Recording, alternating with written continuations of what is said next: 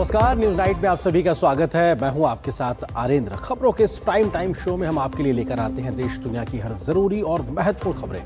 आज जिन बड़ी खबरों पर हमारी नजर रहने वाली है उनमें आज की पहली बड़ी खबर है, अपनी मांग से मुकरे राहुल गांधी। कांग्रेस नेता राहुल गांधी प्रधानमंत्री आवास पर आज दिल्ली में धरने पर बैठ गए। सरकार ने उनकी बात सुनी, उनकी मांगों को मानने का आश्वासन दिया, तो उसके बाद राहुल गांधी अपनी बात से ही मुकर गए। इसके बाद उन्हें धरने से हटाया गया। क्या रहा पूरा घटनाक्रम, इस खबर पे करेंगे चर्चा विस्तार से। आज की दूसरी बड़ी खबर है, नीट आरोपी बख्शे नहीं जाएंगे। एनडीए की संसदीय दल की बैठक में प्रधानमंत्री मोदी ने स्पष्ट संदेश दिया है कि पेपर लीक के आरोपियों को छोड़ा नहीं जाएगा और छात्रों का हित सर्वोपरि है सरकार के लिए। इस खबर को दिखाएंगे विस्तार से। आज की तीसरी बड़ी खबर है, एमपी में UCC bill pass. Uttarakhand, Gujarat और असम के बाद अब मध्य प्रदेश विधानसभा में यूसीसी बिल को मंजूरी मिल गई है। इस खबर को भी हम आपके सामने रखेंगे विस्तार से, लेकिन शुरुआत करते हैं इस वक्त की हेडलाइंस के साथ। केंद्रीय मंत्री जितेंद्र सिंह ने नेता प्रतिपक्ष पर अपनी बात से मुकरने का लगाया आरोप। कहा, सरकार नीट और उससे संबंधित आंदोलन के साथ जुड़े सभी विषयों पर संसद में चर्चा करने के लिए तैयार। लेकिन राहुल गांधी ने कहा, अब बदल गई मेरी मांगें।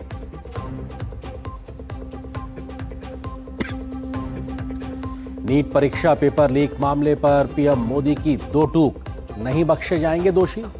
पेपर लीक किसी दल का नहीं बल्कि राष्ट्रीय हित का मुद्दा। किसानों को भी पीएम का आश्वासन। एफटीए में किसानों के हितों से नहीं होगा कोई समझौता। संसद के मॉनसून सत्र का दूसरा दिन भी विपक्ष के हंगामे की भेंट चढ़ा। नहीं हो सका विधायी कामकाज। सत्ता और विपक्ष की तरफ से जमकर चले बयानों के तीर।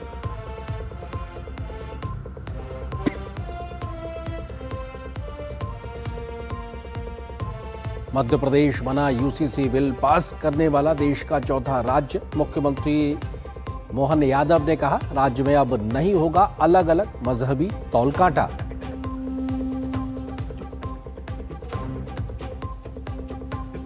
उत्तरी मैसेडोनिया के दौरे पर राष्ट्रपति द्रौपदी मुर्मू। उत्तरी मैसेडोनिया के राष्ट्रपति के साथ की द्विपक्षीय बैठक। कहा, आर्थिक सहयोग दोनों देशों के द्विपक्षीय संबंधों का एक अत्यंत महत्वपूर्ण स्तंभ।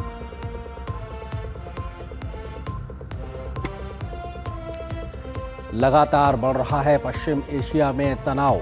अमेरिका का ईरान के 9 शहरों पर फिर हमला। जवाब में ईरान ने खाड़ी देशों में अमेरिकी ठिकानों को बनाया निशाना। आईआरजीसी का दावा, होर्मुज में गलत रास्ता चुनने पर 2 टैंकरों पर हमला।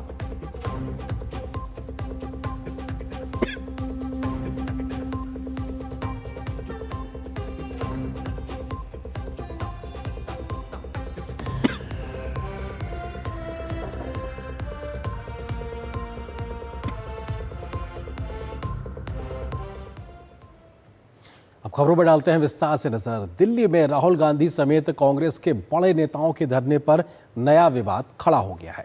सरकार का कहना है कि उसने संसद में चर्चा का प्रस्ताव स्वीकार किया, लेकिन उसके बाद कांग्रेस ने अपनी मांगें बदल दी। सरकार के मुताबिक कांग्रेस अध्यक्ष मल्लिकार्जुन खड़गे, नेता प्रतिपक्ष राहुल गांधी और प्रियंका गांधी सहित कई वरिष्ठ नेता अकबर रोड के पास धरने पर बैठ गए और उनसे बातचीत के लिए केंद्रीय मंत्री डॉक्टर जितेंद्र सिंह और गृह सचिव गोविंद मोहन को भेजा गया। डॉक्टर जितेंद्र सिंह ने कहा है कि पहले राहुल गांधी ने संसद में नीट पेपर लीक मामले पर चर्चा की मांग की थी और जब सरकार ने यह मांग मान ली तो वो अपनी बात से मुकर गए। डॉक्टर जितेंद्र सिंह ने सोशल मीडिया पर लिखे पोस्ट में कहा कि राहुल गांधी ने नीट पेपर लीक पर चर्चा की मांग माने जाने के बाद शिक्षा मंत्री धर्मेंद्र प्रधान के इस्तीफे की मांग भी इसमें जोड़ दी। उन्होंने कहा कि राहुल गांधी अपनी बात से बदल गए और धरना खत्म करने से इनकार कर दिया। केंद्रीय मंत्री ने यह भी स्पष्ट कहा है कि सरकार नीट पेपर लीक पर चर्चा के लिए तैयार है, जबकि कांग्रेस ने अब तक इस विषय पर चर्चा के लिए कोई औपचारिक नोटिस नहीं दिया है। कोई आपत्ति नहीं है, सरकार तैयार है संसद में चर्चा करने के लिए, नीट को लेकर के भी, उसके साथ संबंधित विषयों को लेकर के भी, जो आंदोलन है उसको लेकर के भी। हमने जब ये बात वहीं पर राहुल गांधी जी के आगे दोबारा रखी तो बोले कि साहब मुझे तो शिक्षा मंत्री का इस्तीफा भी चाहिए। तो हमने कहा साहब अभी कुछ ही क्षण पहले आपसे बार बार जब पूछा गया कि आपका क्या मुतालबा है तो आपने ये कहा था कि अगर मुझे ये आश्वासन दिया जाए कि संसद में कांग्रेस पार्टी को भारत सरकार चर्चा करने देगी या करने के लिए तैयार है, तो मैं तुरंत ये धरना समाप्त कर दूंगा। लेकिन अब आप अपनी बात से हट रहे हैं। तो बोले साहब ये तो मेरी मर्जी है, मेरी मांगें बदल चुकी हैं। हमने कहा sir this is not fair, you are changing the goal post. बोले दिस इज माई विश। तो फिर हमने उनको विनम्रता से समझाने का प्रयास किया कि आप जैसे वरिष्ठ नेता को, जो नेता प्रतिपक्ष भी हैं, एलओपी भी हैं, ये शोभा नहीं देता कि कुछ ही क्षणों में आप अपनी बात से मुकर जाए। तो उधर संसद के भीतर जहां विपक्ष लगातार नीट और पेपर लीक के मुद्दे पर सरकार को घेरने की कोशिश कर रहा है, तो वहीं इस पूरे विवाद पर प्रधानमंत्री नरेंद्र मोदी ने सरकार का पक्ष रखते हुए सख्त संदेश भी दिया है। प्रधानमंत्री ने कहा कि युवाओं के भविष्य से खिलवाड़ करने वालों को किसी भी कीमत पर बख्शा नहीं जाएगा और दोषियों के खिलाफ कठोर कानूनी कार्रवाई निश्चित तौर पर जारी रहेगी। उन्होंने यह भी कहा कि पेपर लीक किसी राजनीतिक दल का नहीं, बल्कि देश के भविष्य और करोड़ों छात्रों के विश्वास से जुड़ा हुआ राष्ट्रीय मुद्दा है। इसलिए केंद्र और सभी राज्यों को राजनीति से ऊपर उठकर मिलकर इस चुनौती का समाधान करना होगा। संसद में एनडीए के नेताओं की बैठक के दौरान प्रधानमंत्री मोदी ने ये बातें कही। संसद सत्र के दौरान होने वाली एनडीए संसदीय दल की बैठक का नाम अब एनडीए मंगल मिलन हो गया है, जिसकी पहली बैठक संसद के मौजूदा मॉनसून सत्र में मंगलवार को आयोजित की गई। बैठक में प्रधानमंत्री नरेंद्र मोदी ने नीट परीक्षा पेपर लीक मामले पर कहा कि युवाओं के भविष्य के साथ खिलवाड़ करने वाले लोगों के खिलाफ सरकार ने कड़ी कार्रवाई की है और दोषियों को किसी भी कीमत पर बख्शा नहीं जाएगा। मंगल मिलन बैठक में एनडीए सांसदों को संबोधित करते हुए प्रधानमंत्री ने कहा कि पेपर लीक की जानकारी मिलते ही सरकार ने त्वरित कार्रवाई की। अब तक 13 आरोपियों को गिरफ्तार कर जेल भेजा जा चुका है। छात्रों का भविष्य प्रभावित न हो, इसलिए नीट की पुनर्परीक्षा प्राथमिकता के आधार पर कराई गई और परिणाम भी बिना किसी देरी के घोषित किए गए। प्रधानमंत्री मोदी ने इस मौके पर कहा कि भविष्य में ऐसी घटनाओं की पुनरावृत्ति रोकने के लिए सख्त कदम उठाए गए हैं। उन्होंने जोर देकर कहा कि पेपर लीक जैसे गंभीर अपराध में शामिल लोगों को देश के शीर्ष कानूनी विशेषज्ञों की मदद से कड़ी सजा दिलाई जानी चाहिए, ताकि यह दूसरों के लिए भी एक नजीर बने। प्रधानमंत्री ने कहा कि पेपर लीक किसी दल का नहीं, बल्कि राष्ट्रीय हित का मुद्दा है। नीट के एग्जाम के बारे में आदरणीय प्रधानमंत्री जी ने कहा है कि जब पेपर लीक का खबर आए तुरंत सरकार ने कार्रवाई किया और 13 लोगों को अरेस्ट करके जेल में डाल दिया गया है। प्रधानमंत्री जी ने ये अपील भी किया है कि उनका जो सजा है उसको सख्ती से सख्ती सजा कैसे दिया जाए, उसमें सारा टॉप क्लास के वकील लोग भी साथ दें। संसदीय कार्य मंत्री किरण रिजिजू ने बैठक के बाद मीडिया को बताया कि प्रधानमंत्री ने विभिन्न देशों के साथ हुए मुक्त व्यापार समझौतों का भी उल्लेख किया। उन्होंने सांसदों को भरोसा दिलाया कि किसी भी एफटीए में किसानों के हितों से कोई समझौता नहीं किया जाएगा। आदरणीय प्रधानमंत्री जी ने कहा है जितना भी फ्री ट्रेड एग्रीमेंट हुए हैं उसमें किसानों को लेकर के, किसानों का इंटरेस्ट, उसको प्राथमिकता देते हुए कोई नुकसान होने नहीं देंगे। उल्लेखनीय है कि बीजेपी के नए राष्ट्रीय अध्यक्ष नितिन नवीन के राज्यसभा सांसद के रूप में ये पहली एनडीए संसदीय दल की बैठक थी, जिसमें नितिन नवीन समेत अनेक सांसदों का अभिनंदन किया गया। नीट पेपर लीक मामले में भारत सरकार किसी भी तरह की कोताही बर्दाश्त नहीं करेगी। प्रधानमंत्री नरेंद्र मोदी ने एनडीए की मंगल मिलन बैठक में ये साफ किया है कि छात्रों के भविष्य के साथ खिलवाड़ करने वाले लोगों की खैर नहीं है। कैमरामैन राहुल और अपने सहयोगी शैलेंद्र मिश्र के साथ संसद भवन से मैं राजेश राज, डीडी न्यूज के लिए। तो छात्रों के मुद्दे पर संसद से लेकर सड़क तक जो घमासान मचा हुआ, इसी बड़ी खबर पे हम करेंगे चर्चा। इससे जुड़ा है आज का हमारा विशेष। राहुल ने बदली मांग, सियासत बेलगाम, क्योंकि आज राहुल गांधी ने अपनी मांग को बदल दिया और ये सियासी तौर पर एक बड़े तरीके से परिवर्तन को देखते हुए दिखाई पड़ रहा है। इस खबर पर बात करने के लिए खास मेहमानों का पैनल मेरे साथ मौजूद, उनका परिचय आपसे कराते हैं। मेरे साथ गुरु प्रकाश पासवान जी हैं, जो कि प्रवक्ता भारतीय जनता पार्टी के साथ, स्वागत है आपका। इसके अलावा संजीव कौशिक जी हैं, कांग्रेस समर्थक, राजनीतिक विश्लेषक हैं। संजीव जी आपका स्वागत। और वरिष्ठ पत्रकार विजय त्रिवेदी जी मेरे साथ जुड़ रहे हैं। विजय जी आपका भी बहुत बहुत स्वागत है। संजीव जी, शुरुआत आपसे ही, क्योंकि जहां धरना देने की जरूरत नहीं, प्रधानमंत्री के आवास पर वहां राहुल गांधी पहुंचते हैं और उनकी मांग जब मानी जाती है तो वो बदल जाते हैं। तो किसी भी सूरत में सिर्फ धरना देना ही मंशा है? सिंह जी, कौन सी मांगे मानी गई? उन्होंने ये मांग रखी कि संसद में चर्चा हो नीट के मसले पर। ये बात डॉक्टर जितेंद्र सिंह ने कही, वो बात मांग नहीं गई। उसके बाद उन्होंने उसमें मांग जोड़ दी, ये वाली बात। पूरा हिंदुस्तान ये बात जानता है कि 2024 में जब पेपर लीक हुए थे, उस समय भी देश के प्रधानमंत्री यही थे, शिक्षा मंत्री यही थे। 2026 में जब पेपर लीक हुआ, ये दोनों वही थे। उस समय के महानिदेशक तो थे, डीजी जो थे सुबोध कुमार सिंह, उनको पुरस्कृत किया गया। पूरा हिंदुस्तान ये बात जानता है। छत्तीसगढ़ के कैडर को वापस भेज दिया गया और वो किस पद पे है आज भी लोग जानते हैं। क्या उम्मीद रखें हम आपसे? पूरे हिंदुस्तान के लोग और कांग्रेस पार्टी लगातार, तमाम विपक्षी पार्टियां ये बात कहती रही कि यदि कोई एक व्यक्ति जिसके ऊपर लगातार ये आरोप लग रहा है कि आप बेहतर तरीके से छात्रों के उज्जवल भविष्य के लिए जो आपको प्रयास करना चाहिए। नहीं, मेरा सवाल ये है कौशिक जी, सवाल ये है कि अगर संसद में चर्चा की मांग मान ली गई तो उसके बाद फिर गोल पोस्ट चेंज क्यों किया? क्योंकि सरकार ये कह रही है कि साहब कोई नोटिस नहीं दिया आपने संसद में चर्चा करने के लिए। उसके बाद जो बात उन्होंने कही पीएम आवास के बाद धरने पे, वो मान ली गई। देखिए, सच बात यह है कि आनंद भाई, कांग्रेस पार्टी लगातार इस मुद्दे को और नीट के मुद्दे को हर स्टेट में अलग अलग जगहों पे आपने देखा कि एक अभियान चल रखी है कि छात्रों के साथ, उनके गार्जियन के साथ कांग्रेस पार्टी लगातार मजबूती के साथ खड़ी है। उसके छात्र की इकाई जो है वो भी खड़ी है और लगातार वो ये मांग करते रहे कि नहीं, शिक्षा मंत्री को इस्तीफा देना चाहिए। और आज भी ये मांग है। चर्चा संसद में निश्चित तौर पर चर्चा होगी, लेकिन उससे ये मांग खारिज नहीं की जा सकती है। कल जिस तरह से संसद भवन के ठीक 500 मीटर की दूरी पर बैठे हुए छात्रों की आवाज, या आज की बात मैं कर लूं, यदि उसकी आवाज यदि सदन तक नहीं पहुंच पा रही है, सदन यदि बहरी बन के बैठी हुई है, जिस तरह से भारत के इतिहास में बच्चों के साथ, तो सर रोना चाहेंगे, क्योंकि बीजेपी के प्रवक्ता संबित पात्रा और भाजपा के सांसद इस वक्त प्रेस कॉन्फ्रेंस कराई, आपको सीधे ले चलते हैं।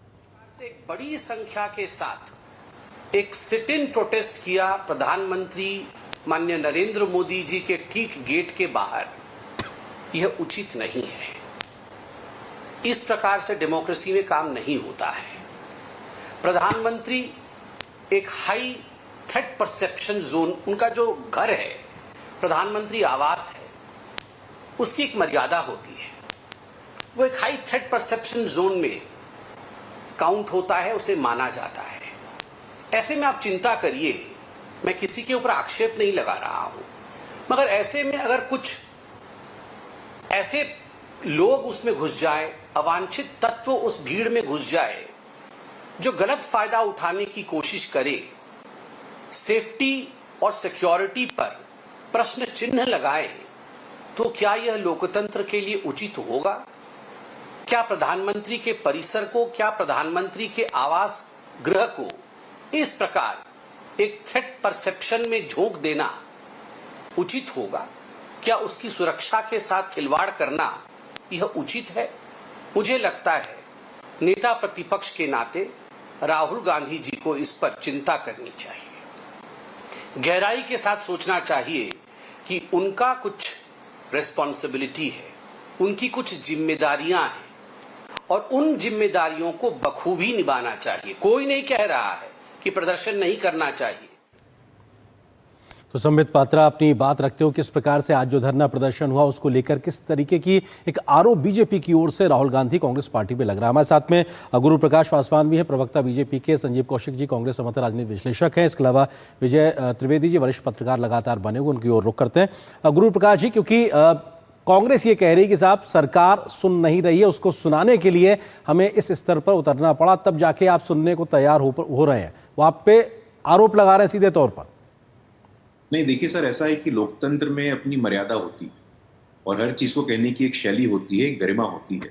बाबा साहेब अम्बेडकर के संकल्पों से बना संविधान इस प्रकार से आप धमकी के माध्यम से, आप चेतावनी के माध्यम से, देखिए हम लोग भारतीय जनता पार्टी, भारतीय जनसंघ तो आंदोलन से निकली पार्टियां हैं। हम लोग 51 वर्ष हो गए आपातकाल हुए हुए, हम लोग भी निकले थे। लेकिन इस प्रकार से बांग्लादेश, नेपाल, भारत माता है तो पिता कौन है, पत्थरों का जत्था निकलना, लोकतंत्र में विरोध प्रदर्शन का एक तरीका होना चाहिए। जी। सविनय अवज्ञा होती थी, लेकिन वहां भी इस प्रकार की मर्यादा का उल्लंघन नहीं होता था। और आपने सही कहा, जिस प्रकार केंद्र सरकार में वरिष्ठ मंत्री जितेंद्र सिंह जी ने यह कहा कि भाई सदन में आपने पहले कहा नहीं, आपकी ये मांग है कि चर्चा हो, चर्चा को सरकार तैयार है, लेकिन उसके बावजूद ये जो लड़ाई हो रही है ये फुटेज की लड़ाई है। दिक्कत ये है कि कांग्रेस पार्टी को लगा कि आम आदमी पार्टी को फुटेज मिल रहा है, समाजवादी पार्टी की डिंपल यादव को फुटेज मिल रहा है, तो हमको फुटेज क्यों ना मिले। और देखिए ट्विटर पे लड़ाई आ गई है, एक्स पे लड़ाई आ गई है, किस प्रकार के शब्दों का उपयोग हो रहा है। संजय सिंह जी ने सीधे कांग्रेस के नेता राहुल गांधी पे आरोप लगाया है कि प्रधानमंत्री जी के कहने पे प्रोटेस्ट करने गए। इस पे यहाँ से कांग्रेस नेता बीवी श्रीनिवास ने कहा है कि भाई धुआं कहां से लग रहा है, आग कहां से लग रहा है। इस प्रकार की बातों का कोई मतलब नहीं है, कोई अर्थ नहीं है। मामला गंभीर है, मामला संवेदनशील है, और इस मामले की संवेदनशीलता को रेखांकित करते हुए आदरणीय प्रधानमंत्री जी ने कहा है, अगर मैं आपको यहाँ पे आंकड़े दे दूं कि 2002 से लेकर के 2014 तक सीबीएसई पीएमटी की बात हो, आरआरबी की बात हो, तमाम ऐसी परीक्षाओं में समस्या होती थी। ये एक स्ट्रक्चरल समस्या है, सिस्टमिक समस्या है, सरकार की प्रतिबद्धता है, सरकार का कमिटमेंट है। लेकिन इस प्रकार सदन के बाहर, संस्थानों के बाहर इस प्रकार संस्थानों की स्वायत्ता पे प्रश्न चिन्ह लगाएंगे तो ये संविधान के लिए ठीक नहीं है, लोकतंत्र के लिए ठीक नहीं। ठीक है विजय त्रिवेदी जी, सवाल यह है कि क्या छात्रों के हितों के मसले पर कांग्रेस जनता पार्टी ने जो एक स्पेस लिया जिसमें विपक्ष नजर नहीं आ रहा था, उसके बाद से क्या विपक्षी दलों में अपनी अपनी सियासी जमीन को खोजने की होड़ के चलते आज हमने इन तमाम दृश्यों को देखा है? विजय जी। आर्यन जी, बिल्कुल ठीक बात है। गुरु प्रकाश की इन बात से भी मैं सहमत हूँ कि जो लड़ाई सीजेपी लड़ रही है, कांग्रेस जनता पार्टी, उसके साथ अभी पिछले दिनों कोई लोग नहीं दिखाई दिए। 20 दिन से सोनम वांगचुक भी वहां पर धरना दिए थे, लेकिन पिछले 2-3 दिनों में ऐसा डेवलपमेंट हुआ कि आम आदमी पार्टी, केजरीवाल साहब, मनीष सिसोदिया जी, संजय सिंह जी और जो लोग हैं वहां गए। तो फिर कांग्रेस को भी लगा, डिंपल यादव जी भी वहां पर गई थी, धर्मेंद्र जी भी गए थे, तो कांग्रेस को शायद लगा होगा कि उनके लिए कुछ मिस हो रहा है। ये बात ठीक है कि राहुल जी नीट पर लगातार अपनी बात करते रहे, लेकिन मैं आज की बात करना चाहता हूँ। आज की बात क्या है कि एक तो प्रधानमंत्री जी का जो आवास है वो बहुत हाई सिक्योरिटी जोन वो जगह है, तो इसको एक तो मैं सरकार के नजरिए से ये देखता हूँ कि इंटेलिजेंस फेल्योर है कि सरकार को पता नहीं कि विपक्ष के नेता वहां पर पहुंच के धरने पर बैठ गए, पहली बात। दूसरी बात, राहुल जी जो बात कर रहे हैं कि धर्मेंद्र प्रधान का इस्तीफा देना चाहिए, उनकी मांग है, वो ठीक है, उनकी मांग धर्मेंद्र प्रधान का इस्तीफे की, लेकिन वो मांग तो सदन में बहस करके की जा सकती है ना। सदन में बहस के लिए तैयार नहीं होना, ये विपक्ष के नेता का रवैया मुझे मतलब मेरी समझ कम है, माफ कीजिएगा, संसदीय व्यवस्था में नहीं समझ में आया। क्योंकि बल्कि ये होना चाहिए कि वो जब मांग हो रही थी, एक तो आपने मांग नहीं की, सरकार इसके लिए तैयार होगी कि सदन में बहस की जाए, तो सदन में चर्चा करते वक्त भी राहुल गांधी जी, धर्मेंद्र प्रधान, प्रधानमंत्री जी, होम मिनिस्टर, जिसका भी चाहे, पूरी सरकार का भी इस्तीफा मांग सकते हैं और विस्तार से पूरी बात कर सकते हैं, अपने कारण बता सकते हैं कि भाई क्या क्या वजह है, क्यों ये सरकार फेल हुई है, कहाँ फेल हुई है, नहीं हुई है, एजुकेशन मिनिस्टर कहाँ फेल हुए। तो ये संसदीय बहस से अलग जाकर ये चर्चा करना कि नहीं मैं तो धर्मेंद्र प्रधान का इस्तीफा, मैं कह रहा हूँ धर्मेंद्र प्रधान का इस्तीफा तो आप संसद की बहस में जाकर कर ही सकते हैं, और संसद का तो सत्र चल रहा है। ये भी नहीं है कि कोई ये कहे कि साहब आपने तो 3 महीने के लिए टाल दिया है जी, संसद का सत्र तो चल रहा है ना, तो उसमें इस पूरे विषय पर चर्चा हो, बल्कि वो शिक्षा नीति पर बहस करने की चर्चा दबाव राहुल जी को लगाना चाहिए था। मैं समझता हूं कि केवल धर्मेंद्र प्रधान के इस्तीफे से या नीट पर चर्चा, आज ऐसा मौका है कि शिक्षा नीति पर चर्चा की जाए, लेकिन नंबर स्कोरिंग की बात हो सकती, मुझे नहीं पता कि क्या उनके मन में आई। एक तो अचानक वहां पर जाना, उनका कार्यक्रम कैसे वहां पर बन गया प्रधानमंत्री, आप विपक्ष के नेता को प्रधानमंत्री आवास पर धरना देने की आवश्यकता नहीं, कल सुबह वो चले जाते संसद में, वहां बैठ जाते धरने पर, कौन सा फर्क पड़ रहा था, या आज शाम को भी वहीं बैठ जाते हैं संसद के अंदर। प्रधानमंत्री के आवास पर बैठने का कोई मतलब नहीं होता ना। आप धरना तो कहीं भी देंगे तो सांकेतिक होगा कि भाई आप इस पूरे मुद्दे के खिलाफ प्रदर्शन कर रहे हैं, मांग कर रहे हैं, जो भी है। प्रधानमंत्री के आवास को एक बहुत हाई सिक्योरिटी जोन को थोड़ा सा बिल्कुल महत्वपूर्ण चीज है, हाई सिक्योरिटी वाले मेंबर हैं जी। संजीव जी, सवाल ये है कि समाधान नहीं व्यवधान की राजनीति पे आगे बढ़ते राहुल गांधी दिखाई पड़ते हैं। दूसरी महत्वपूर्ण चीज ये कि क्या विपक्षी दलों में इस प्रकार के इस पूरे आंदोलन के, छात्रों के आंदोलन के बाद में स्पेस को ग्रैब करने की एक होड़ सी दिखाई पड़ रही है, और आपसी टकराहट जो आम आदमी पार्टी के द्वारा वक्तव्य सीधे तौर पर आया वो भी दिखा रहा है कि विपक्षी एकता भी तार तार होती दिखाई पड़ रही है यहाँ पे। देखिए, विपक्षी एकता तार तार आपको दिखे या लोग को दिखे, इससे हमें कोई फर्क नहीं पड़ता, लेकिन सच बात यह है कि कांग्रेस पार्टी जितनी मुखरता से नीट के मामले को लेकर के संजीदगी के साथ उन छात्रों के साथ खड़ी हुई दिखाई दे रही, राहुल गांधी खुद खड़े होते दिखाई दिए, निश्चित तौर पे लोगों को एक सबलता तो मिली है। ये कहने में हमें कोई गुरेज नहीं है कि देश के प्रधानमंत्री सदन में बैठ करके बड़ी बड़ी बातें कर लेते हैं कि इस पे राजनीति नहीं होनी चाहिए। जो व्यक्ति राजनीति करके देश का प्रधानमंत्री बना हो वो दूसरे किसी को नसीहत देता हो कि इस मुद्दे पे राजनीति नहीं करनी चाहिए। आप मजदूरों के नाम पे राजनीति नहीं करनी चाहिए, किसानों के नाम पे राजनीति आपको नहीं करनी है, छात्रों के नाम पे राजनीति नहीं करनी है, और राजनीति करके ही आप इस पद पे बैठे हैं। किस पे राजनीति की जाए? आप हमें बताइए कि जो बच्चे बैठे हुए थे, तो आज जो राहुल गांधी जी ने किया, क्या वो राजनीति नहीं है? राजनीति शब्द इतना बुरा क्यों मानते हैं आप? नहीं, आप कह रहे हैं ना कि राजनीति करके वो गए हैं। ठीक है गुरु प्रकाश जी, जल्दी से, थोड़ा सा समय की सीमा है। गुरु प्रकाश जी वो कह रहे हैं कि साहब आप मुद्दों की राजनीति कर रहे हैं जी। सदन संसद के बाहर परिसर में धरना देने और प्रधानमंत्री के आवास पर के बाहर धरना देने में उनकी मांग के वजन में क्या फर्क पड़ गया? बिल्कुल सही बात, मुद्दा महत्वपूर्ण है, वो जगह महत्वपूर्ण नहीं होनी चाहिए, मुद्दा महत्वपूर्ण होना चाहिए। गुरु प्रकाश जी जल्दी से, वो ये कह रहे हैं कि साहब एक प्रकार से आप राजनीति कर रहे हैं और मुखरता से उन बच्चों के विषयों को सुन नहीं रहे आप। नहीं, देखिए ऐसा है कि हम, आप, पैनल में मेरे साथी जो लोग हैं, हम लोग कुछ समय के लिए धरती पे, कुछ समय के लिए पृथ्वी पे हैं, लेकिन ये देश तो लंबा चलेगा ना। आज आप जैसा उदाहरण प्रस्तुत करेंगे, यदि आज आप थ्रेटनिंग से, धमकी से उस आधार पे अपने निर्णय को प्रभावित होने लगे तो भविष्य के लिए प्रेसिडेंट ठीक नहीं होगा। चाहे कोई सरकार में रहे, मैं ये पूरे जिम्मेदारी के साथ कहता हूं, पूरे दावे के साथ कहता हूं कि देश का लोकतंत्र रहना चाहिए, देश का संविधान रहना चाहिए। धमकी देकर के आप थोड़ी कुछ करवा सकते हैं। आप क्या चाहते हैं? मतलब देखिए, जो सोशल मीडिया पे चल रहा है, आप पॉलिटिकली लड़िए हम लोगों से। SIR फेल हो गया, EVM फेल हो गया, चुनाव में आप हार जाते हैं। एक मुद्दा आया था, उस मुद्दे की जो मूल बात थी वो बातें गौण हो गई, आम आदमी पार्टी, कांग्रेस, ये सब बातें आ गई। तो हम चाहते हैं कि सदन में चर्चा हो, सकारात्मक चर्चा हो, संवेदनशील चर्चा और समाधान केंद्रित समाधान हो। जैसा आपने बड़ा अच्छा शब्द का उपयोग किया कि भाई समाधान हो, व्यवधान नहीं होना चाहिए। तो समाधान निकले ना, आप आइए ना, बात करिए। बिजनेस एडवाइजरी कमेटी होती है, सदन होता है, आंदोलन करिए, बात करिए, चर्चा करिए। हम लोग यहाँ बैठे बातचीत करें, इतना अच्छा लग रहा है, तो सोल्यूशन निकालिए ना। तो बिल्कुल हमें भी उम्मीद रहती है कि संसद के स्तर की चर्चा हो, एक बहुत सार्थक चर्चा हो। देश उस चर्चा से कुछ अच्छा निकलता हुआ देखना चाहता है। विजय त्रिवेदी जी, वो सार्थक चर्चा तो दिखाई नहीं पड़ती, व्यवधान, समाधान, इन तमाम चीजों के बीच में क्या एक प्रकार से अराजकता की स्थिति को लेकर भी सवाल खड़े हो रहे हैं? क्योंकि राहुल गांधी इस बात को भी लिखते हैं ट्वीट के माध्यम से कि साहब देश से अपील करते हैं कि हमारे धरने में शामिल होइए, मतलब प्रधानमंत्री के आवास के बाहर शामिल होइए। तो ये तो एक कदम आगे की बात हो जाती है। विजय जी, बिल्कुल आपने सही शब्दों का इस्तेमाल किया, समाधान और व्यवधान। मैं समझता हूँ राहुल जी जिस मुद्दे को लेकर लड़ रहे हैं उनको समाधान की तरफ जाना चाहिए ना।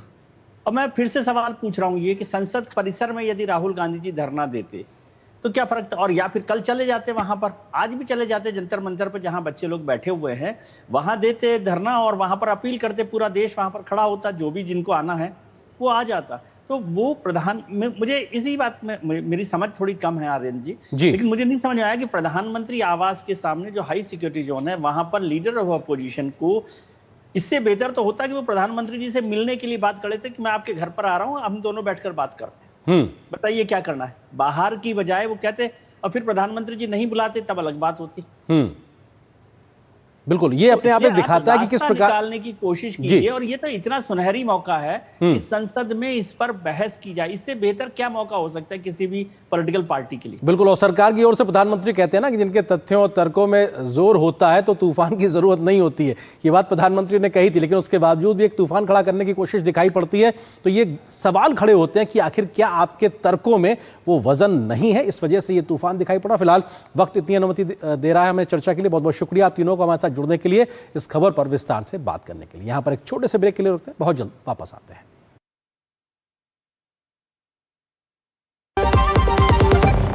असली सपने वो नहीं होते जो हम नींद में देखते हैं, असली सपने वो होते हैं जो हमें सोने नहीं देते। Hi sir. लेकिन क्या इनके सपने साकार होंगे? इतने बड़े ई-कॉमर्स ऑर्डर के लिए बहुत इन्वेस्टमेंट लगेगी, कहाँ से लाऊंगी सर? आई एम सॉरी, मुझे किसी और के पास जाना पड़ेगा। क्या हो जाएंगे इनके सपने चकनाचूर? अरे नहीं हुजूर, भारत सरकार की PMFME स्कीम है ना, माइक्रो फूड प्रोसेसिंग यूनिट्स हैं, इनको सपोर्ट करने के लिए हमारी सरकार क्रेडिट लिंक सब्सिडी दे रही है। अपना माइक्रो फूड प्रोसेसिंग यूनिट शुरू करने या बढ़ाने के लिए पाएं 35% सब्सिडी, अधिकतम 10 लाख तक, जिसे अब फूड प्रोसेसिंग और पैकेजिंग की मशीनरी के साथ ले सकते हैं तकनीकी सहायता भी।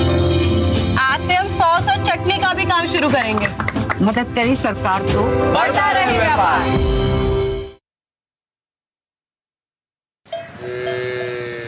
वाह, गाय तुम्हारी माता है ना? तो पशुहार के नाम पर जहर क्यों खिलाता है?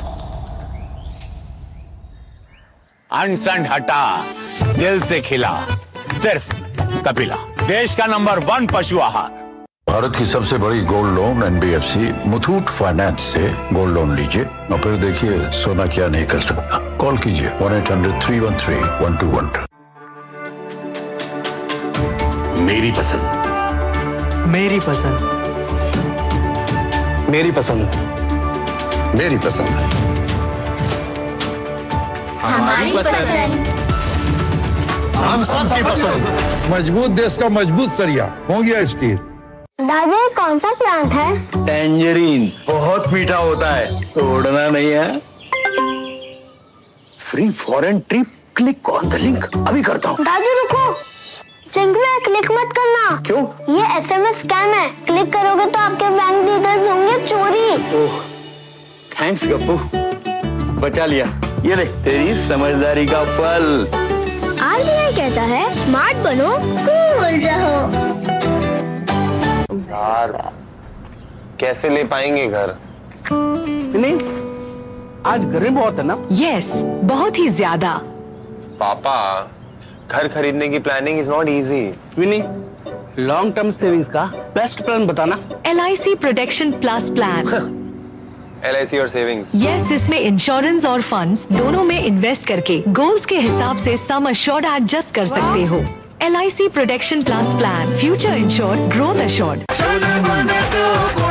गोल्डी छोले मसाले, जहाँ जाए रिश्ते बनाए। गोल्डी लाए हैं फ्रेश लॉक टेक्नोलॉजी, जो रखे मसालों को हर समय फ्रेश।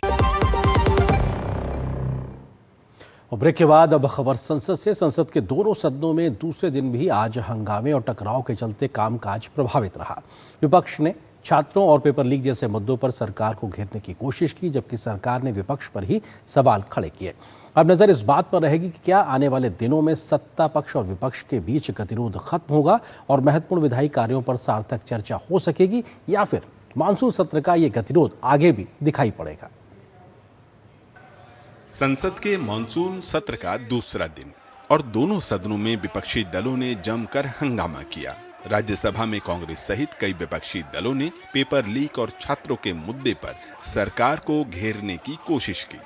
हंगामे के चलते सदन की कार्यवाही स्थगित करनी पड़ी। हम ये भी जानना चाहते थे कि वो नड्डा साहब से क्या बात किए। हम ये भी जानना चाहते थे उसके बाद में इनकी जो इंटरनल होम मिनिस्टर ने बुला के इंटरनल मीटिंग की, उसमें आपने क्या किया, क्योंकि ये जनता को बताना जरूरी है और पूरे देश के युवकों को भी बताना जरूरी है, स्टूडेंट्स को बताना जरूरी है। इसीलिए हम ये चाहते थे कि इसके ऊपर डिस्कशन हो। उधर लोकसभा में भी विपक्षी दलों का हंगामा जारी रहा। लोकसभा अध्यक्ष ओम बिरला ने सदन को चलाने में सहयोग की अपील की।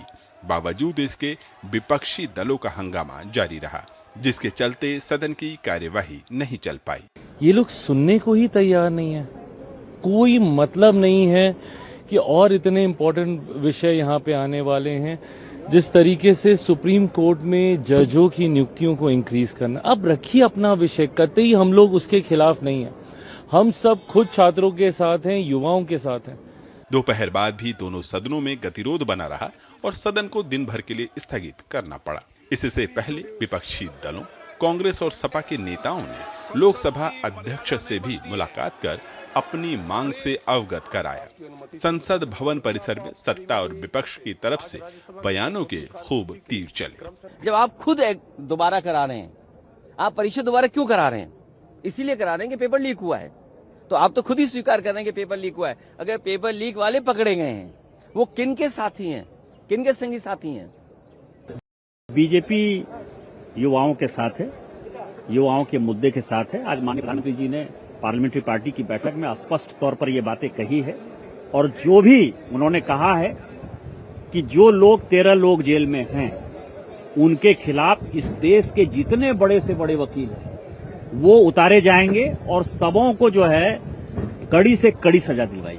देश का युवा जो है और देश के युवाओं के साथ सरकार पूरी तरीके से पूरी ताकत के साथ खड़ी है। युवा सब जगह पे और इस युवाओं को पूरी तरीके से ताकत देने का काम सरकार के माध्यम से हो रहा है।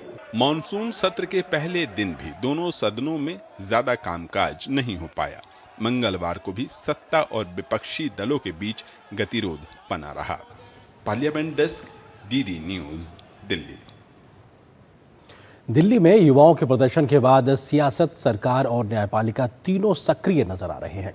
एक तरफ सरकार ने घायल छात्रों से अस्पताल जाकर मुलाकात की, तो दूसरी ओर पेपर लीक के खिलाफ सख्त कानून और कार्रवाई की मांग सुप्रीम कोर्ट तक पहुंच गई है।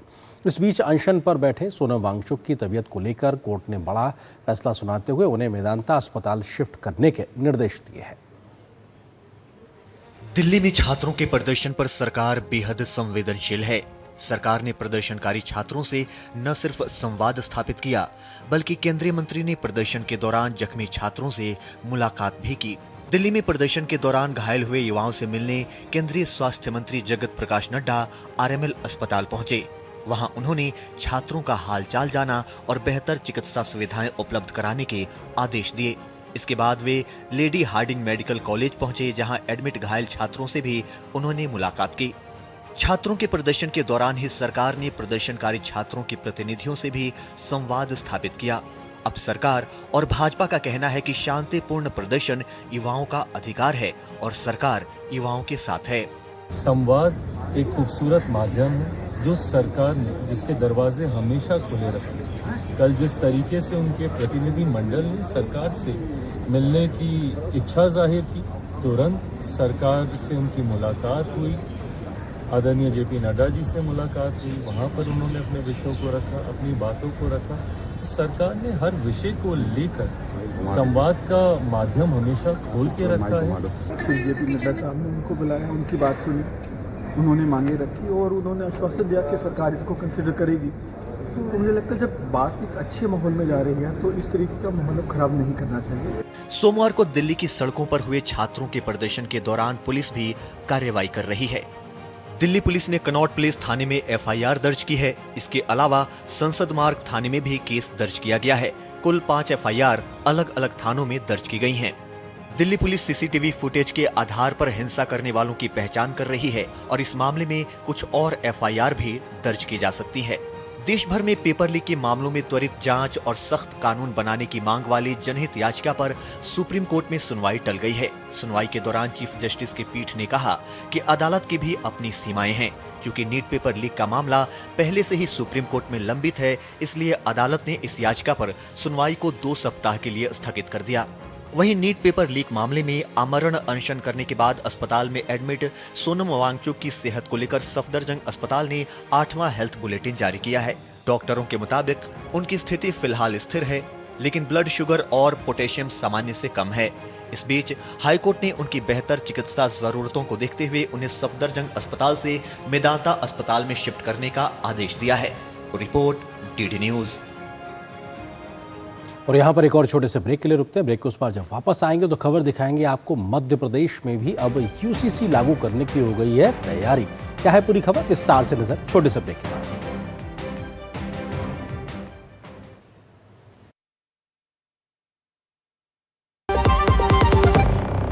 बाबा केदार के दर्शन के बाद मेरे मुंह से अनायास निकला था कि इस शताब्दी का तीसरा दशक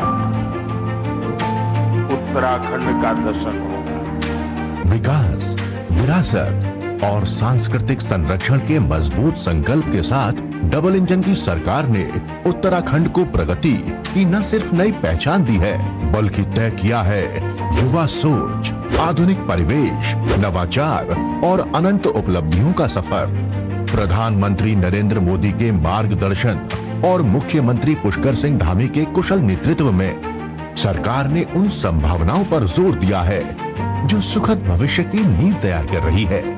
उत्तराखंड में दूरस्थ पहाड़ के सुदूर गांव भी पीएम मोदी के डिजिटल इंडिया अभियान का हिस्सा बन रहे हैं। डिजिटल क्रांति के इस सफर में अपनी सरकार पोर्टल द्वारा रिकॉर्ड 976 डिजिटल सेवाओं का घर बैठे लाभ दिया जा रहा है।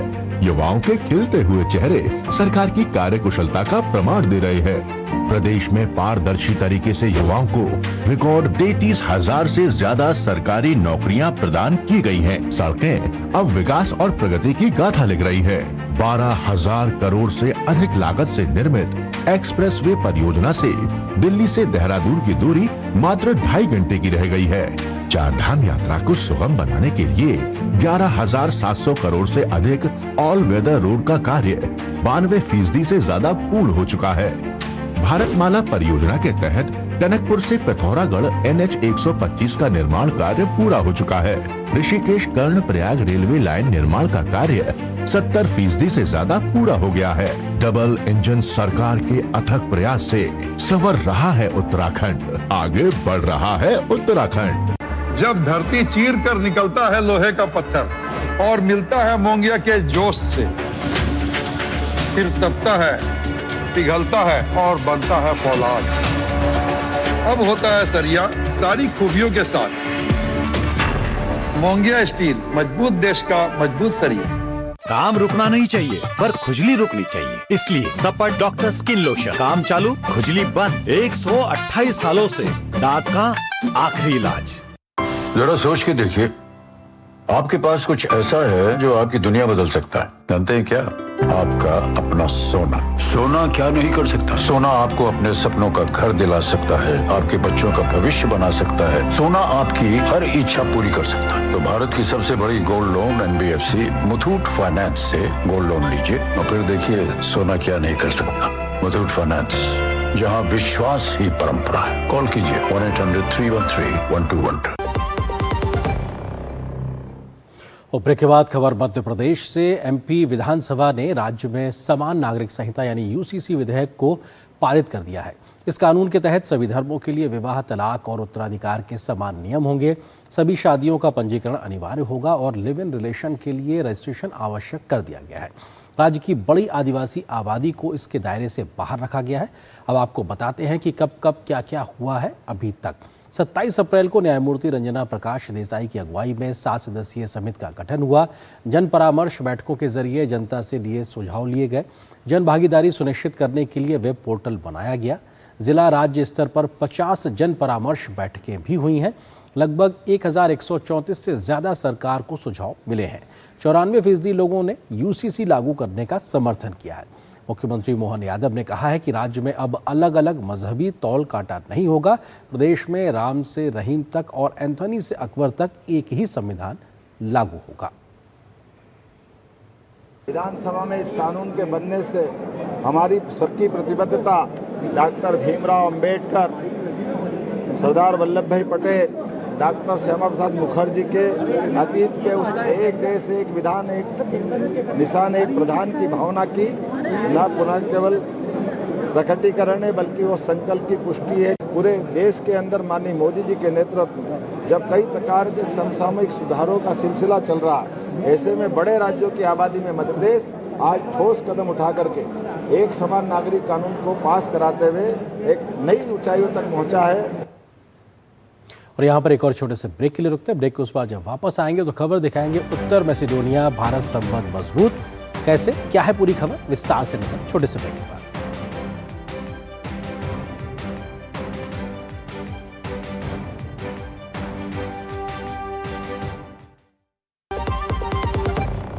असली सपने वो नहीं होते जो हम नींद में देखते हैं। असली सपने वो होते हैं जो हमें सोने नहीं देते। हाय सर, लेकिन क्या इनके सपने साकार होंगे?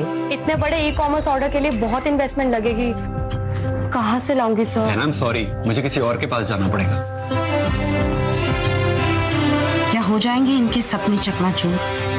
अरे नहीं हुजूर, भारत सरकार की PM-FME स्कीम है ना। माइक्रो फूड प्रोसेसिंग यूनिट्स हैं, इनको सपोर्ट करने के लिए हमारी सरकार क्रेडिट लिंक सब्सिडी दे रही है। अपना माइक्रो फूड प्रोसेसिंग यूनिट शुरू करने या बढ़ाने के लिए पाए 35% सब्सिडी अधिकतम 10 लाख तक, जिसे अब फूड प्रोसेसिंग और पैकेजिंग की मशीनरी के साथ ले सकते हैं तकनीकी सहायता भी।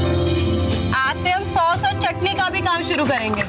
मदद करे सरकार तो बढ़ता रहे व्यापार।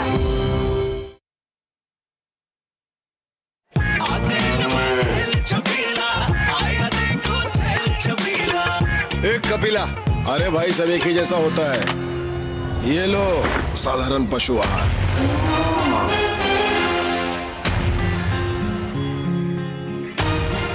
इस देश की हर माँ, बच्चे, बूढ़े, जवान, खिलाड़ी, डॉक्टर, इंजीनियर, सबको गाय भैंस की दूध की शक्ति पर भरोसा है। पर जब इन पशुओं को कपिला पशु आहार मिलेगा, तभी तो दूध सिर्फ ज्यादा ही नहीं, शक्ति से भरपूर भी होगा।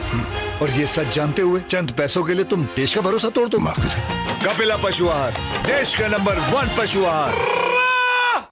बढ़ता है, खेलता है, झूलता उछलता है, दौड़ता कभी कभी दौड़ कराता है, आगे आगे बढ़ता है इंडिया, अमूल दूध पीता है इंडिया। मेरी पसंद, मेरी पसंद, मेरी पसंद, मेरी पसंद, हमारी पसंद, हम सबकी पसंद। मजबूत देश का मजबूत सरिया हो गया स्टील। यार कैसे ले पाएंगे घर? नहीं, आज गर्मी बहुत है ना? यस, बहुत ही ज्यादा। पापा, घर खरीदने की planning is not easy. Vini, long term savings का बेस्ट प्लान बताना। LIC protection plus plan. LIC और सेविंग्स। यस, इसमें इंश्योरेंस और फंड्स दोनों में इन्वेस्ट करके गोल्स के हिसाब से सम अश्योर्ड एडजस्ट कर सकते हो। LIC protection plus plan, future insured, growth assured. Bharat की सबसे बड़ी gold loan NBFC Muthoot finance से गोल्ड लोन लीजिए और फिर देखिए सोना क्या नहीं कर सकता। कॉल कीजिए 1-800-313-1212। गोल्डी छोले मसाले, जहाँ जाए रिश्ते बनाए। गोल्डी लाए हैं फ्रेश लॉक टेक्नोलॉजी, जो रखे मसालों को हर समय फ्रेश। उत्तर मैसेडोनिया की अपनी ऐतिहासिक राजकीय यात्रा के दौरान राष्ट्रपति द्रौपदी मुर्मू ने दोनों देशों के रिश्तों को नई दिशा देने का भरोसा जताया है। व्यापार, निवेश, स्वास्थ्य, प्रौद्योगिकी, संस्कृति और नवीकरणीय ऊर्जा जैसे कई क्षेत्रों में सहयोग बढ़ाने पर सहमति भी बनी है। राष्ट्रपति ने दोनों देशों के साझा लोकतांत्रिक मूल्यों और जन जन के संबंधों को इस साझेदारी की सबसे बड़ी ताकत बताते हुए भविष्य में संबंधों के और अधिक मजबूत होने का विश्वास भी व्यक्त किया है। उत्तर मैसेडोनिया की राजकीय यात्रा पर पहुंची राष्ट्रपति ने अपने संबोधन में कहा कि भारत और उत्तर मैसेडोनिया के बीच राजनयिक संबंधों की स्थापना के बाद किसी भारतीय राष्ट्रपति की ये पहली राजकीय यात्रा है। उन्होंने विश्वास जताया कि ये यात्रा दोनों देशों के संबंधों को नई ऊंचाइयों तक ले जाएगी। राष्ट्रपति ने बताया कि उनकी उत्तर मैसेडोनिया की राष्ट्रपति के साथ हुई वार्ता में द्विपक्षीय सहयोग के सभी प्रमुख क्षेत्रों के साथ साथ क्षेत्रीय और वैश्विक मुद्दों पर भी सार्थक चर्चा हुई। दोनों देशों ने साझा लोकतांत्रिक मूल्यों, आपसी सम्मान और मैत्रीपूर्ण संबंधों को और मजबूत करने पर सहमति व्यक्त की। राष्ट्रपति ने कहा कि आर्थिक सहयोग दोनों देशों के संबंधों का एक महत्वपूर्ण आधार है। व्यापार और निवेश को बढ़ावा देने और द्विपक्षीय व्यापार का विस्तार करने पर सहमति बनी है। सूचना प्रौद्योगिकी, कृषि, खाद्य प्रसंस्करण, औषधि, वस्त्र, जैव प्रौद्योगिकी, पर्यटन, आतिथ्य और फिल्म निर्माण जैसे क्षेत्रों में सहयोग बढ़ाने पर भी चर्चा हुई। आज आयोजित भारत उत्तर मैसेडोनिया बिजनेस फोरम इन संभावनाओं को आगे बढ़ाने का महत्वपूर्ण मंच बनेगा। हम अपने द्विपक्षीय व्यापार को दोगुना करने पर भी सहमत हुए। हमने IT, कृषि, फूड प्रोसेसिंग, फार्मास्यूटिकल्स, टेक्सटाइल्स तथा टूरिज्म, हॉस्पिटैलिटी और फिल्म मेकिंग सहित प्रमुख क्षेत्रों में सहयोग पर चर्चा। राष्ट्रपति ने स्वास्थ्य क्षेत्र में सहयोग संबंधी द्विपक्षीय समझौता ज्ञापन के नवीनीकरण की घोषणा करते हुए कहा कि पारंपरिक चिकित्सा प्रणालियों के संवर्धन सहित स्वास्थ्य क्षेत्र में सहयोग को और मजबूत किया जाएगा। उन्होंने कहा कि सांस्कृतिक और जन जन के बीच संबंध दोनों देशों की मित्रता की मजबूत नींव है। रचनात्मक उद्योगों में सहयोग से सांस्कृतिक आदान प्रदान को और गति मिलेगी। राष्ट्रपति ने अंतर्राष्ट्रीय सौर गठबंधन, आपदा रोधी अवसंरचना गठबंधन और वैश्विक जैव ईंधन गठबंधन जैसी भारत की वैश्विक पहलों का उल्लेख करते हुए उत्तर मैसेडोनिया की इनमें शामिल होने की इच्छा का स्वागत किया। उन्होंने कहा कि इससे उत्तर मैसेडोनिया को नवीकरणीय ऊर्जा और आपदा प्रबंधन के क्षेत्र में वैश्विक विशेषज्ञता का लाभ मिलेगा। भारत ने सस्टेनेबल डेवलपमेंट को बढ़ावा देने के लिए कई अंतर्राष्ट्रीय पहल शुरू की है। हमने international solar alliance, कोalition for disaster resilient infrastructure और ग्लोबल बायोफ्यूल्स अलायंस शामिल है। मैं इन संगठनों में शामिल होने के नॉर्थ मैसेडोनिया की मंशा का स्वागत करती हूँ। राष्ट्रपति ने उत्तर मैसेडोनिया के लिए भारतीय तकनीकी और आर्थिक सहयोग कार्यक्रम यानी ITEC के तहत प्रशिक्षण सीटों की संख्या दोगुनी करने की घोषणा की। इन प्रशिक्षण कार्यक्रमों में कृत्रिम बुद्धिमत्ता यानी आर्टिफिशियल इंटेलिजेंस से जुड़े पाठ्यक्रम भी शामिल होंगे। राष्ट्रपति ने यह भी कहा कि वो उत्तर मैसेडोनिया की राष्ट्रपति के साथ स्कोपिये संग्रहालय में महात्मा गांधी की प्रतिमा का अनावरण करेंगी। उन्होंने कहा कि भारत की जनता की ओर से दिया गया ये उपहार दोनों देशों के साझा मूल्यों और आदर्शों का प्रतीक है। अपने संबोधन के अंत में राष्ट्रपति ने उत्तर मैसेडोनिया की राष्ट्रपति और वहां की जनता का गर्मजोशी से स्वागत और आतिथ्य के लिए आभार व्यक्त करते हुए विश्वास जताया कि ये यात्रा दोनों देशों की बहुआयामी साझेदारी को और सुदृढ़ करेगी। इसके साथ ही राष्ट्रपति मुर्मू ने स्कोपजे स्थित चर्च ऑफ सेंट स्पास में राष्ट्रीय नायक गोचे डेलचेव की समाधि पर पुष्पांजलि भी अर्पित की। राष्ट्रपति द्रौपदी मुर्मू की नॉर्थ मैसेडोनिया की ये राजकीय यात्रा आने वाले समय में दोनों देशों के संबंधों में एक नया अध्याय साबित हो सकती है। व्यापार, निवेश, स्वास्थ्य, IT जैसे तमाम क्षेत्रों में बनी सहमतियां दोनों देशों के बीच साझेदारी को और मजबूत कर सकती हैं। माना जा सकता है कि ये यात्रा भविष्य में कई और सेक्टर्स, खासकर 3 T's ट्रेड, टूरिज्म और टेक्नोलॉजी के क्षेत्र में भी मजबूती प्रदान करेगी। कैमरामैन जगमोहन प्रधान और S जयशंकर के साथ Aditya Srivastava, DD news, North Macedonia. तो अपने 3 देशों की यात्रा के दूसरे पड़ाव पर इस वक्त राष्ट्रपति महोदय हैं और इस खबर के बाद हम एक छोटे से ब्रेक के लिए रुकते हैं। ब्रेक के उस पार जब वापस आएंगे तो आपको खबर दिखाएंगे मौसम की मिजाज की, मानसून की। कहीं राहत तो कहीं आफत बनके बारिश हो रही है। क्या है खबर, विस्तार से नजर छोटे से ब्रेक के बाद।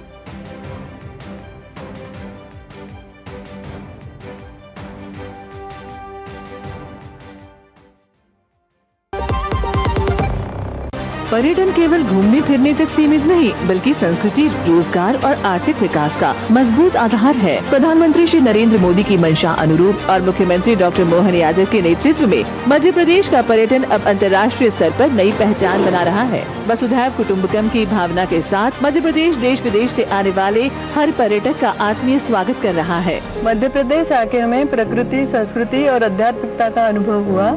यहाँ की साफ सफाई, व्यवस्थाएं और लोगों का अपनापन हमारी यात्रा को यादगार बना गया। मध्य प्रदेश सरकार का बहुत बहुत धन्यवाद। ग्रामीण पर्यटन, वेलनेस और इको टूरिज्म जैसे नए क्षेत्रों पर विशेष फोकस के साथ मध्य प्रदेश सतत विकास और बेहतर पर्यटन अनुभव की दिशा में तेजी से आगे बढ़ रहा है। धार्मिक पर्यटन की दृष्टि से और अन्य पर्यटकों की दृष्टि से अगर कोई पर्यटक आए किसी राज्य में, हाँ हमें गर्व है मध्य प्रदेश वो स्थान है जहाँ सर्वाधिक रूप से टूरिज्म का सेक्टर सबसे अच्छी गति से बढ़ा। बढ़ता है, खेलता है, झूलता उछलता है, दौड़ता कभी कभी दौड़ कराता है, आगे आगे बढ़ता है इंडिया, अमूल दूध पीता है इंडिया। पापा, फीस ज्यादा है। बेटा, याद है बोनस के कुछ पैसे हमने दूसरे खाते में रखे थे? 2 साल से खाते में कोई लेन देन नहीं हुआ है, शायद इनऑपरेटिव हो गया होगा। तो अब बैंक जाके या वीडियो KYC से KYC अपडेट कराओ, खाता होगा एक्टिव, एकदम फ्री। चलो। कहाँ? एडमिशन कराने। खाता हुआ एक्टिव। RBI कहता है जानकार बनिए, सतर्क रहिए। काम रुकना नहीं चाहिए, पर खुजली रुकनी चाहिए। इसलिए सपा डॉक्टर स्किन लोशन, काम चालू, खुजली बंद। 128 सालों से दांत का आखिरी इलाज। जरा सोच के देखिए, आपके पास कुछ ऐसा है जो आपकी दुनिया बदल सकता है। जानते हैं क्या? आपका अपना सोना। सोना क्या नहीं कर सकता? सोना आपको अपने सपनों का घर दिला सकता है, आपके बच्चों का भविष्य बना सकता है। सोना आपकी हर इच्छा पूरी कर सकता है। तो भारत की सबसे बड़ी gold loan NBFC Muthoot finance से गोल्ड लोन लीजिए और फिर देखिए सोना क्या नहीं कर सकता। मुथूट फाइनेंस, जहाँ विश्वास ही परंपरा है। कॉल कीजिए 1-800-313-1212। गोल्डी छोले मसाले, जहाँ जाए रिश्ते बनाए। गोल्डी लाए हैं फ्रेश लॉक टेक्नोलॉजी, जो रखे मसालों को हर समय फ्रेश। और ब्रेक के बाद अब बात मौसम के मिजाज की। देश भर में मानसून पूरी तरीके से सक्रिय है। एक और बारिश ने भीषण गर्मी से राहत दी है तो दूसरी ओर कई राज्यों में यही बारिश अब आफत बन गई है। जम्मू कश्मीर में भूस्खलन और तेज़ बारिश, हिमाचल उत्तराखंड में उफनती नदियां और बाधित सड़कें, तो पूर्वोत्तर में असम भीषण बाढ़ की चपेट में दिखाई पड़ रहा है। कई इलाकों में जनजीवन भी प्रभावित हुआ है। नदियां खतरे के निशान से ऊपर बह रही हैं और सेना, एनडीआरएफ, एसडीआरएफ के साथ स्थानीय प्रशासन राहत और बचाव कार्यों में जुटा हुआ है। कैसा है मौसम का मिजाज, देखिए इस रिपोर्ट में। कहीं वर्षा की फुहारों से सुहाना होता मौसम तो कहीं जनजीवन को अस्त व्यस्त करती मूसलाधार बारिश। देश के अलग अलग हिस्सों से आई ये तस्वीरें मॉनसून के मिजाज को बताने के लिए काफी हैं। हालांकि इसकी सक्रियता ने मौसम में ठंडक घोलने के साथ ही देश के कई इलाकों में चिंताएं भी बढ़ा दी हैं। जम्मू के अधिकतर हिस्सों में मंगलवार को जोरदार बारिश हुई। मौसम विभाग के अनुसार कटरा में मंगलवार सुबह 8:30 बजे तक पिछले 24 घंटों में सबसे अधिक 1.71 मिलीमीटर बारिश दर्ज की गई। वहीं इस दौरान पुंछ जिले में 61.5 मिलीमीटर, रियासी में 54.5 मिलीमीटर, राजौरी में 49 मीटर और जम्मू में 35 मिलीमीटर बारिश दर्ज हुई। उधमपुर में शारदा माता मंदिर के पास पहाड़ी से लगातार पत्थर गिरने और भूस्खलन की घटनाओं ने राष्ट्रीय राजमार्ग पर यातायात को बाधित कर दिया। दूसरी ओर रियासी में लगातार मूसलाधार बारिश के चलते चिनाब नदी और सलाल बांध का जलस्तर खतरनाक रूप से बढ़ गया है। शारदा माता मंदिर के पास, खैरी के पास, दवाल पुल के पास वहाँ पे शूटिंग स्टोन बहुत ज़्यादा आए हुए हैं, जिसकी वजह से नेशनल हाईवे की अप ट्यूब जो है वो बंद थी। तो क्लियर तो की है, लेकिन ये है कि शूटिंग स्टोन कंटिन्यूसली आ रहे हैं, जिसकी वजह से एलएमवी जो है वो डाउन ट्यूब में हम चला रहे हैं। जम्मू कश्मीर के अलावा देश के अन्य पहाड़ी राज्य भी भारी बारिश की चपेट में हैं। उत्तराखंड के कई इलाकों में बारिश का दौर जारी है। भारी बारिश के चलते देहरादून मसूरी मुख्य मार्ग पानी वाले बैंड के पास क्षतिग्रस्त हो गया है, जबकि भारी बारिश के कारण टपकेश्वर महादेव मंदिर के पास तमसा नदी उफान पर है। वहीं दूसरी ओर हिमाचल प्रदेश में पिछले 2-3 दिनों से बारिश का कहर बनकर बरस रही है, जिसके कारण कई नदी नाले उफान पर हैं। भारी बारिश की संभावना को देखते हुए मंगलवार को हिमाचल प्रदेश के कांगड़ा, मंडी, चंबा और सिरमौर जिलों में सभी शैक्षणिक संस्थान बंद रहे। देश के दक्षिण राज्यों में भी बारिश अपने परवान पर है। आंध्र प्रदेश के पूरे तट पर अगले 3 दिनों तक 40 से 50 किलोमीटर प्रति घंटे की रफ्तार से तेज हवाएं चलने की उम्मीद है। देश का पूर्वोत्तर राज्य असम इन दिनों मानसूनी बारिश की सबसे अधिक मार झेल रहा है। असम में लगातार हो रही बारिश के कारण कई जिले बाढ़ की चपेट में हैं। असम राज्य आपदा प्रबंधन प्राधिकरण की रिपोर्ट के अनुसार राज्य के 45 रेवेन्यू सर्कल के 794 गांवों में करीब 3,62,000 से ज्यादा लोग अभी बाढ़ की चपेट में हैं। बाढ़ की वजह से राज्य की कई नदियां भी खतरे के निशान से ऊपर बह रही हैं, जिनमें ब्रह्मपुत्र, बुरी दिहिंग, दिखौ, दिसांग और धनसिरी नदियां शामिल हैं। हालांकि बाढ़ प्रभावित इलाकों में राहत और बचाव कार्य भी युद्ध स्तर पर जारी है। असम में बाढ़ की गंभीर स्थिति के बीच भारतीय सेना ने ऑपरेशन जल राहत 3 की शुरुआत की है। सेना ने शिवसागर, जोरहाट और चराईदेव जिलों में राहत एवं बचाव कार्यों के लिए 3 विशेष बाढ़ राहत दल तैनात किए हैं। इस दौरान प्रभावित क्षेत्रों से 571 लोगों को बचाया और सुरक्षित स्थानों पर पहुंचाया गया है। एक और जहां उत्तर और पूर्व भारत के राज्यों में बारिश लोगों के लिए आफत बन रही है, वहीं दिल्ली एनसीआर के कई इलाकों में सोमवार से हो रही झमाझम बारिश ने मौसम को बेहद सुहाना बना दिया है। Bureau report, DD news. अब बात मिडिल ईस्ट की। ईरान पर अमेरिकी हमलों का 10वां दिन है, लेकिन जंग थमने के बजाय और खतरनाक होती जा रही है। ईरान अब सीधे अमेरिकी ठिकानों और एयरबेस को निशाना बनाने की नई रणनीति पर काम कर रहा है।